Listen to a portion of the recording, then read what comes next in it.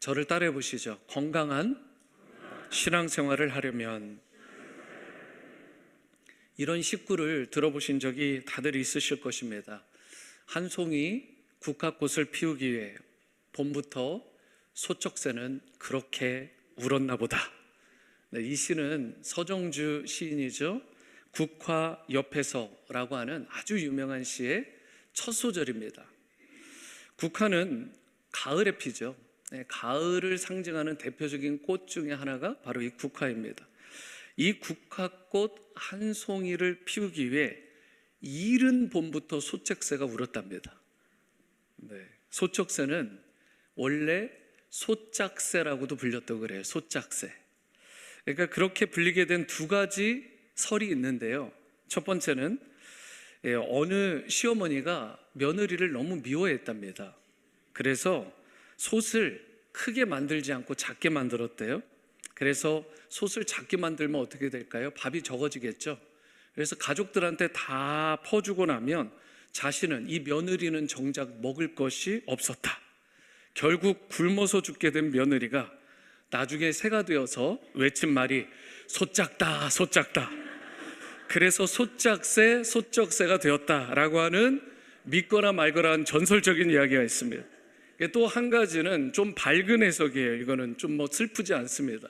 소쩍새가 노래하면 풍년이 온다고 해서 솥 작다 솥 작다, 그러니까 풍년이 오는데 왜 이렇게 솥을 작게 준비하냐, 좀 큰 걸 준비해라, 이렇게 대풍을 기원하면서 소쩍새가 되었다라고 하는 전설적인 이야기가 또 있습니다. 어느 쪽이든 큰 의미는 없는 것 같아요. 그런데 중요한 게 무엇이냐, 소쩍새의 울음소리가 그렇게 슬프답니다. 그렇게 구슬프고 아프고 처절하게 들린다고 그래요. 입속이 핏빛처럼 붉어가지고 마치 피를 토하고 우는 것처럼 소쩍새가 울 때 보면 그렇게 보인다는 거예요. 아마도 서정주 시인은 그처럼 소쩍새가 몸부림을 치면서 우는 모습을 떠올리면서 이 깊은 의미의 시를 지은 것 같습니다. 한 송이의 국화꽃이 그냥 피워지는 것이 아니더라는 것이죠. 처절한 고뇌와 고통을 통과한 후에 비로소 아름다운 꽃을 피우게 된다는 것입니다. 게다가 국화가, 한 송이가 아름다우면 더 아름다울수록 그 꽃을 피우기 위한 몸부림도 처절할 가능성이 더 커지더라는 것입니다. 사실 우리 인생의 소중한 것들이 다 이와 같지 않을까요? 대충 가만히 앉아서 유행만 바라보면 성공이, 행복이 찾아올까요? 그것을 이루기 위한 간절한 갈망과 몸부림이 있을 때 꽃도 피워지게 되고 열매도 맺어지게 되는 것입니다. 우리 크리스천 라이프도 그런 거 아닐까요? 우리 그리스도인의 신앙생활이요, 현실과 타협하면서 적당히 신앙생활을 하면 기쁨이 넘칠 수도 없고요, 하나님이 기뻐하시는 바른 열매를 맺을 수도 없는 것입니다. 건강한 신앙생활, 행복한 신앙생활은 가만히 앉아서 유행을 바라며 관망만 하는 사람에게 결코 임하지 않습니다. 간이 저리도록 간절히 사모하고 기도하고 애쓰고 수고하는 자에게, 그런 인생에게, 그런 신앙생활을 하는 자에게 회복이 임하는 것이고 부흥이 임하는 것이고, 그러한 건강한 신앙생활을 통해서 하나님이 기뻐하시는 영광스러운 삶도 살아갈 수 있게 되는 것입니다. 오늘 본문 12절에 무릇 율법 없이 범죄한 자는 또한 율법 없이 망하고 무릇 율법이 있고 범죄한 자는 율법으로 말미암아 심판을 받으리라고 말씀을 했어요. 여기 보시면 율법 없이 범죄한 자, 율법 없이 망한 자라는 말이 나오는데, 그게 유대인과 이방인 중에 누구를 말하는 것일까요? 여기에서는 이방인을 말하는 것입니다. 모세의 율법에 대해서 전혀 알지 못하는, 배워본 적이 없는 사람들을 이방인이라고 말하는 것이죠. 그래서 그와 같은 이방인의 경우에는 율법이 없이 망하게 된다. 이런 자들은 율법의 잣대가 아니라 다른 잣대로라도 그것을 판단받고 평가받게 되는데, 그 대표적인 것이 무엇이냐? 양심이라는 거예요. 양심. 14절을 보십니다. 율법 없는 이방인이 본성으로 율법의 일을 행할 때에는 이 사람은 율법이 없어도 자기가 자기에게 율법이 되나니. 그러니까 여기에 본성이라는 단어가 나오죠. 하나님이 우리를 창조하실 때 내적 판단력을 주시는 거예요. 그것을 15절에서는 양심이라는 단어를 사용한 것입니다. 15절, 이런 이들은 그 양심이 증거가 되어 그 생각들이 서로 혹은 고발하며 혹은 변명하여 그 마음에 새긴 율법의 행위를 나타낸다. 이처럼 하나님은요, 이방인들에게는 양심을 주셔서 그것으로 그들의 잘잘못을 판단하신다라고 말씀을 해요. 그런데 문제가 뭐죠? 이 양심이라는 게 완전하지가 않잖아요. 성경의 기록에 따르면 아담이 죄를 짓는 순간, 범죄한 순간 우리의 양심이라는 건 이미 깨어져 버린 것입니다. 그래서 세상에서 소위 아무리 양심적인 사람이다라고 평가받는 사람조차도 그 안을 들여다보면 자기 편견, 자기 중심성, 죄성으로 꽉 차 있다는 거예요. 그래서 사람들을 보면 자기 사람들마다의 자기의 이 양심의 기준이 다른 것입니다. 지역마다도 양심의 기준이 달라요. 시대마다 양심의 기준이 다릅니다. 여러분, 그래서 하나님께서 이것만으로는 안 되니까 두 번째로 주신 것이 있는데 그게 무엇이냐? 율법입니다. 본문 12절 하반절입니다. 무릇 율법이 있고 범죄한 자는 율법으로 말미암아 심판을 받으리라.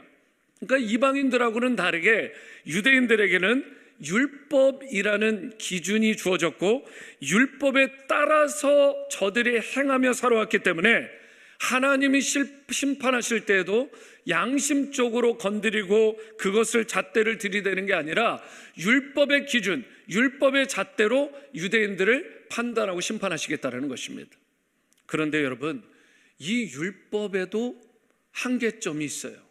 무슨 말이냐면 율법은 정죄하고 판단하고 지적하는 기능은 있지만 살리는 기능은 없습니다. 죽은 것을 살리는 기능까지는 없어요. 그러니까 율법의 기능 앞에서 누구도 자유로울 수가 없잖아요. 왜 그래요? 율법이란 기준 앞에 딱 서보면 우리는요, 누구나 그 앞에서 사실은 낙심하고 절망할 수밖에 없어요.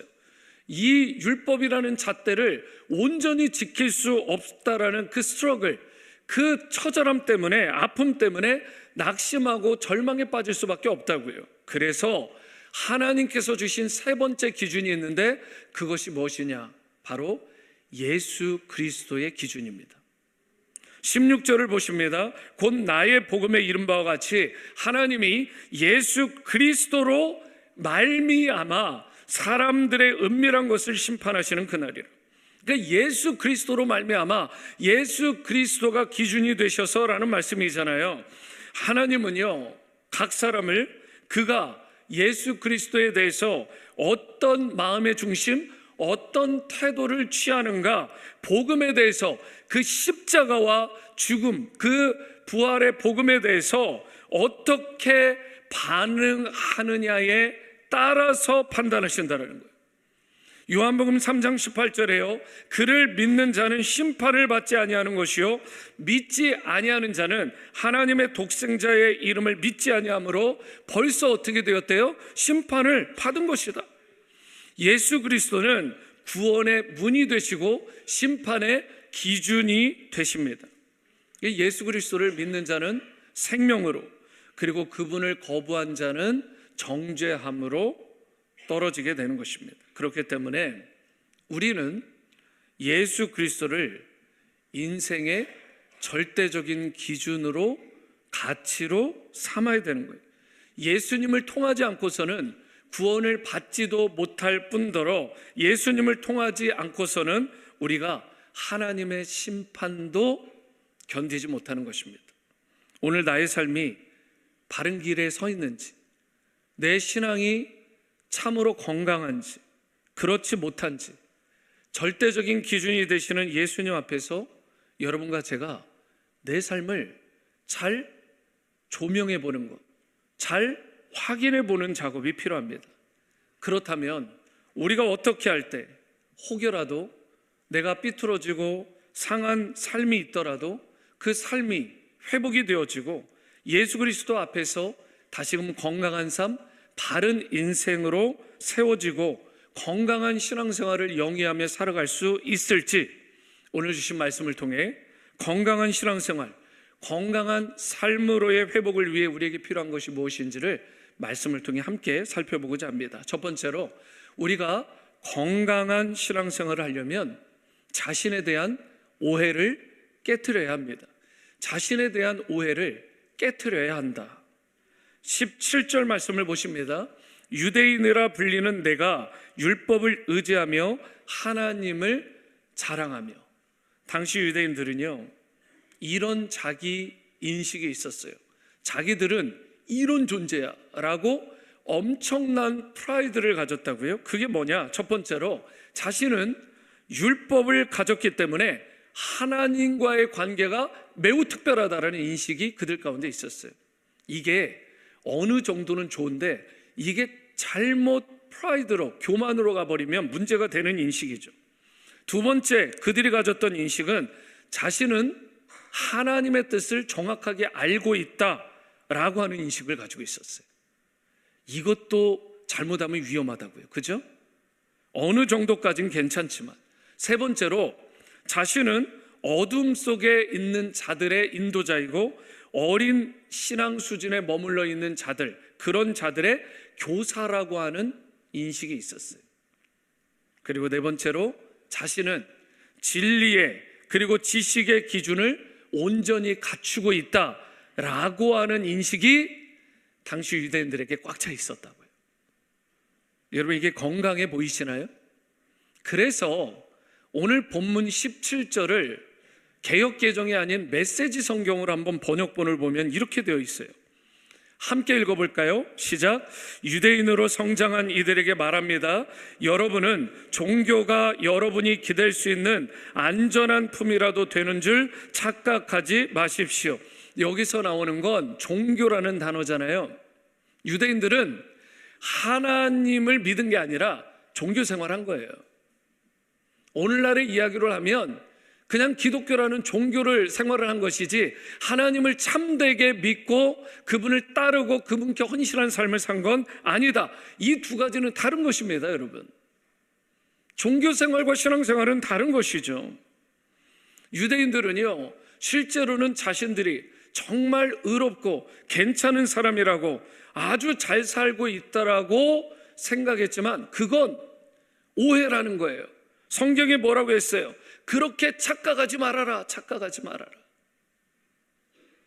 여러분, 그와 같은 영적인 착각, 자신에 대한 그 병든 오해가 있게 되면 어떻게 될까요? 하나님께 안 나가요. 자기는 잘 살고 있다는데, 이 정도면 됐다는데 뭐 그렇게 하나님 앞에 열심히 나가게 되겠습니까? 나 같은 사람 정도 되면 뭐 이미 구원의 문제는 다 됐고, 나 같은 사람이 어디 있어? 이런 훌륭한 사람이 어디 있어? 여러분, 그런 마음이 확 교만병으로 들어오게 되면 오히려 하나님과 멀어지게 되고, 그리고 건강한 신앙생활은 깨어지고 마는 것입니다. 우리가 만약 난 이 정도면 됐다, 이 정도면 충분하지 라고 오해하는 사람이 있으면 예수님 앞에 겸손함으로 나아가지 않는다고요. 그분의 은혜를 간절히 구하지 않게 되고요, 영적인 타성에 젖어가지고 자만심에 빠져 살아가게 돼요. 일반적으로 높은 산을 올라가는 등산가들이 있잖아요. 근데 이분들이 하는 얘기가 있어요. 산을 올라가는 것보다 내려오는 것, 산을 정복한 후에 내려오는 것이 더 위험하다. 왜 그럴까요, 여러분? 목표를 다 이루었다는, 정상에 올랐다라고 하는 자만감이 들어오면서 내려올 때 방심하기 때문에 그렇다라는 거예요. 우리가 힘들고 어려울 때, 그래서 위기를 내가 박차고 반드시 나가야 되는 순간에는 잘 안 넘어집니다. 다윗이 그랬잖아요. 그때까지는 안 넘어졌어요. 근데 언제 넘어지는 거예요? 다 이루었다라고 생각할 때, 한가해질 때, 이쯤이면 됐다고 했을 때 그 가운데 유혹의 죄가 들어오잖아요.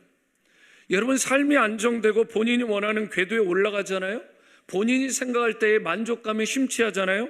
일반적으로 이 정도면 되었다라고 하는 자만감이 확 들어오면서 큰 실수와 죄악을 범하게 되는 것입니다. 정말 조심해야 되는 거예요. 그렇기 때문에 우리는 인생을 살아가면서 경계해야 될 것이 있는데, 그것은 영적인 타성에 젖어서 자만감에 빠지는 것입니다. 하여튼 자만감에 빠지게 되면 새로운 변화에 대한 도전 의식이 상실되게 되고, 그 상태에 머물면서 여기가 좋사오니 라고 하는 수준으로 강하게 그것으로 인해 살아가게 되는 거예요. 변화하지도 않고 조금 더 나아지지도 않고 오히려 침륜에 빠지고 제자리에 머무르는 것 같지만 성장은커녕 오히려 다른 사람들까지 어렵게 만드는, 도태하게 만드는 안타까운 인생. 세상을 역행하고 이기는 거꾸로 사는 크리스천이 돼야 되는데, 역설적인 크리스천이 돼야 되는데 오히려 세상 풍조에 이리저리 밀리면서 휩쓸려 다니는 안타까운 인생이 되고 말잖아요. 최근에 거꾸로 사는 그리스도인이라는 제목의 글을 읽게 되었는데요, 이런 내용이었어요. 강은 한 방향으로 흐릅니다. 흐르는 강은 아름답습니다. 그러나 강 속에는 보이지 않는 힘이 작동합니다.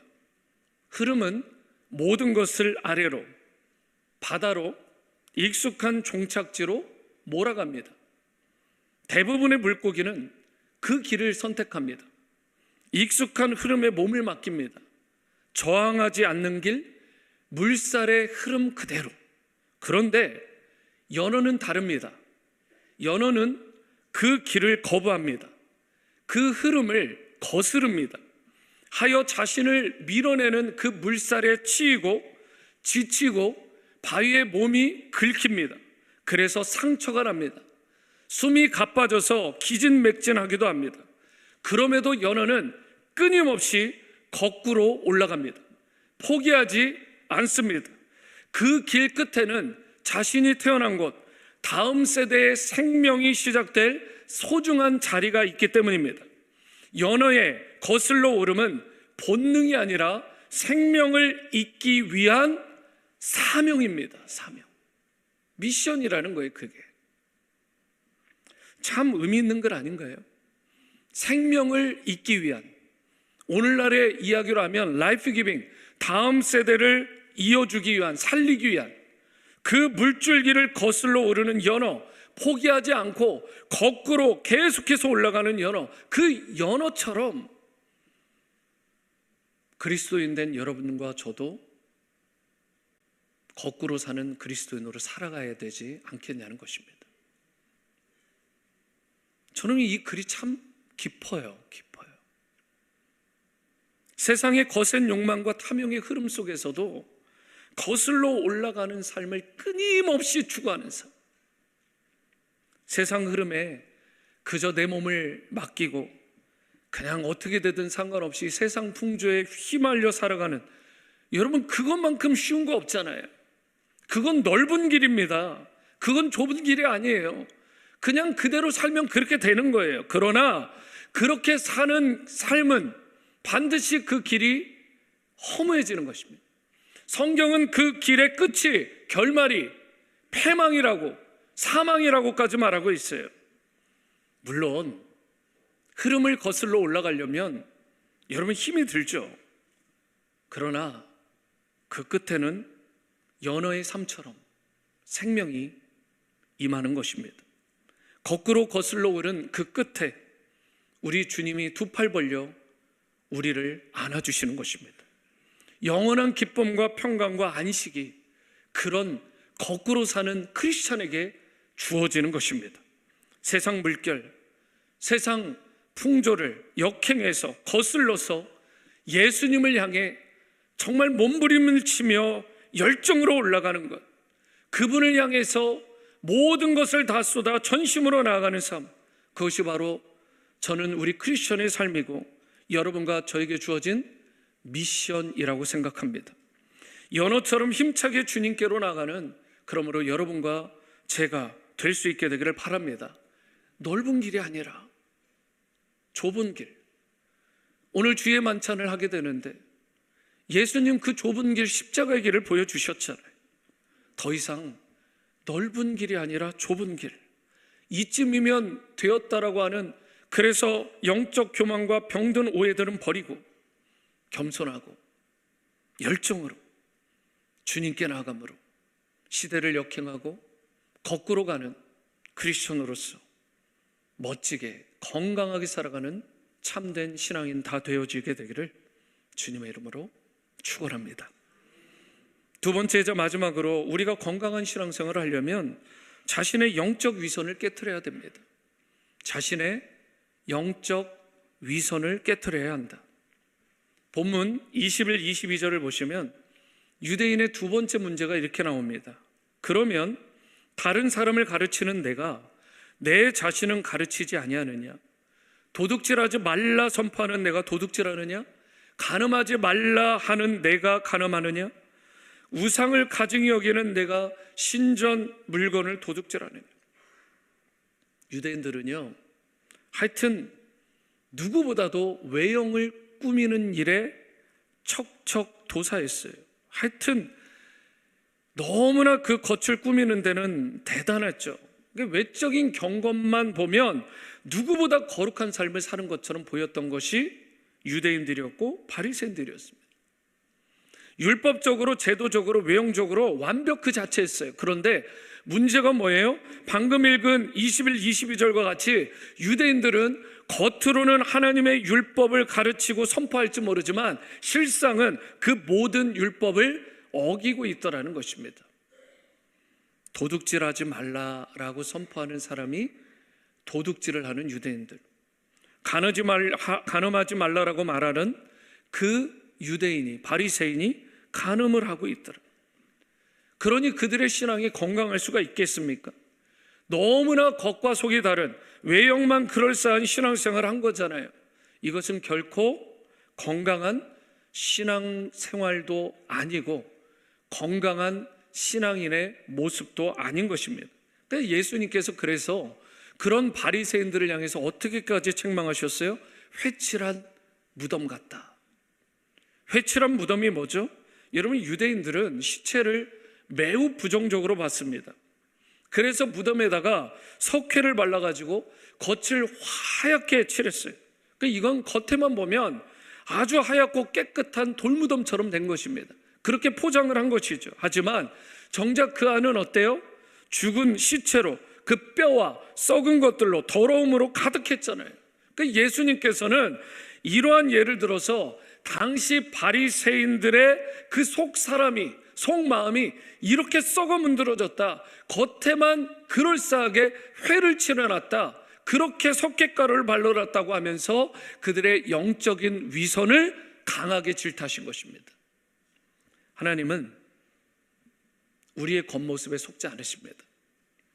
사무엘상 16장 7절 하반절이요, 내가 보는 것은 사람과 같지 아니하니 사람은 외모를 보거니와 나 여호와는 중심을 보는 일 하시더라. 하나님은 중심을 보십니다. 어느 정도의 중심이에요? 정말 내면의 깊은 곳, 그 내면의 깊은 부분을 정확히 보시고 그 내면을 소중히 보시는 분이세요. 그렇기 때문에 정말 지혜로운 사람은 어떤 사람이에요? 차라리 그냥 정직하게 내 속에 있는 더럽고 누치하고 악취나는 것들을 하나님 앞에 낱낱이 고하며 나아가는 것입니다. 이 사람이 지혜로운 사람 아니겠어요? 오히려 좀 정직하게, 솔직하게, 그리고 담대하게 주님께서 베풀어 주시는 그 죄사함의 현장, 그 십자가 앞으로 우리가 은혜를 구하며 나가야 되는 거예요. 그래야 건강하고 바른 신자의 삶, 건강한 신앙생활을 할 수 있게 되는 것입니다. 스티브 소이어라고 하는 한 학생이 있었습니다. 이 학생은 안타깝게도 수혈을 잘못 받아서 그만 어린 시절에 에이즈에 걸리고 말았습니다. 이 청년이 되어서 이제 에이즈에 걸리고 나니까 그 상황이 얼마나 학창시절 내내 부끄럽겠어요. 얼마나 수치스럽겠어요. 혹시 사람들이 이 사실을 알게 되면 자기를 멀리하지 않을까? 자기를 죄인 취급하지 않을까? 그래서 어떻게 할까요? 질병을 숨기고 살았어요. 대학에 진학한 후에도 누구에게도 말하지 않았습니다. 자신의 가장 아픈 부분이고 수치스러운 부분이니까. 여러분 이해가 되잖아요. 그럴 만도 하잖아요. 그런데 그러던 어느 날 캠퍼스에서 예수님께서 그에게 인격적으로 다가오시는 순간이 찾아온 거예요. 예수님을 전인격적으로 만나는 시간을 갖게 된 것입니다. 주님의 사랑을, 그 물밀듯한 사랑을 깨닫게 된 거예요. 그 순간, 그래, 이건 숨길 필요가 없지. 왜냐하면 하나님은 내가 깨끗하기 때문에 날 구원하는 것도 아니고, 내가 온전하기 때문에 나에게 다가오신 것도 아니고, 내 누추함에도 불구하고 내 부끄러움과 수치에도 불구하고 나를 그대로 받아주시는 분이시기 때문에, 그러니까 이 사실을 깨닫고 나니까 그의 인생이 달라졌습니다. 지금까지는 에이즈에 걸린 사실을 누가 알까 봐 전전긍긍했는데, 그렇게 비참하게 살아왔는데 오히려 그 사실을 당당하게 담대하게 밝히고 오히려 그것을 통해 복음을 전하는 일에 사용했습니다. 어떻게 했느냐? 나는 비록 에이즈로 죽어가고 있지만 나는 어디로 가고 있는지를, 어디에 가게 될지를 분명하게 알고 있습니다. 당신은 그곳을 알고 있습니까? 스티븐은 이처럼 많은 사람들에게 도전하면서 자신의 그 부끄러움과 수치를 정직하게 담대하게 드러내고 간증까지 한 결과, 비록 22살에 꽃다운 나이에 세상을 떠났지만 세상을 떠나기 직전 무려 1200여 명의 많은 학생들을 예수 그리스도께로 영원한 생명의 길로 인도하고 주님의 품에 안기게 되었다라고 말씀합니다. 여러분, 우리도 자신의 위선, 겉껍데기를 깨트리고 이 스티브처럼 정직하게, 그러면서도 담대하게 있는 모습 그대로 우리 주님께로 나아갈 수 있게 되기를 바랍니다. 바로 그때 세상을 이기는 담대함도 얻게 되고 당당하게 자신의 약점까지도 사용하여 예수 그리스도를 오히려 존귀하게 하고 그분을 증거하는 건강한 신앙인으로 여러분과 제가 살아갈 수 있게 되는 것입니다. 우리는 주님께 나의 모습, 그 있는 모습 그대로 나가야 됩니다. 부족하면 좀 부족한 대로, 못나면 못난 대로, 연약하니 제가 이렇게 연약함대로 나간다고 하나님의 은총을 그저 구하며 도우심을 간구하며 겸손하게 그분께로 나아가야 되는 것입니다. 그때 하나님께서 진정한 은혜와 회복과 복을 우리에게 부어 주십니다.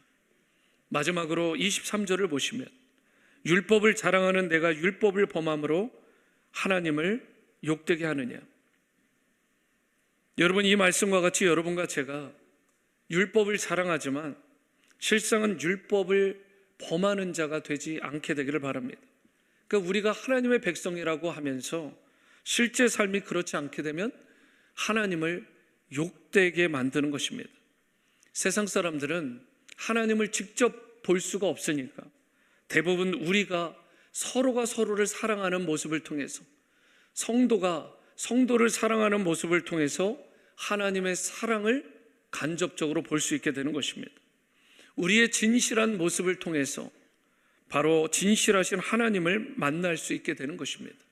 우리가 예수님을 믿는 것도 물론 중요하지만 믿은 후에, 하나님의 자녀가 된 후에 여러분과 제가 맺게 될 열매도 중요하다는 사실.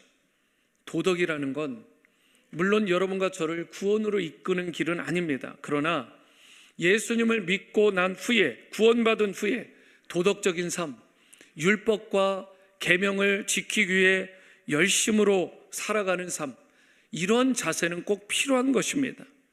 이단인 구원파가 강조하는 게 뭐예요? 구원받았으니까 구원받은 후에는 네 마음대로 살아도 돼. 구원은 없어지지 않으니까 마음껏 살아 라고 하는 게 이단 사상 아닙니까? 성경 어디를 봐도요, 구원받은 너희들이 마음대로 살아도 된다 라고 하는 말씀 구절 없습니다. 예수님도 이제 너희가 나로 말미암아 하나님의 자녀가 되었으니까 어디를 가든 무엇을 하든 어디에 머물든 빛이 되라고, 소금이 되라고, 미랄이 되라고 여러분과 저에게 말씀하셨어요. 우리 가운데 완전한 사람은 없습니다.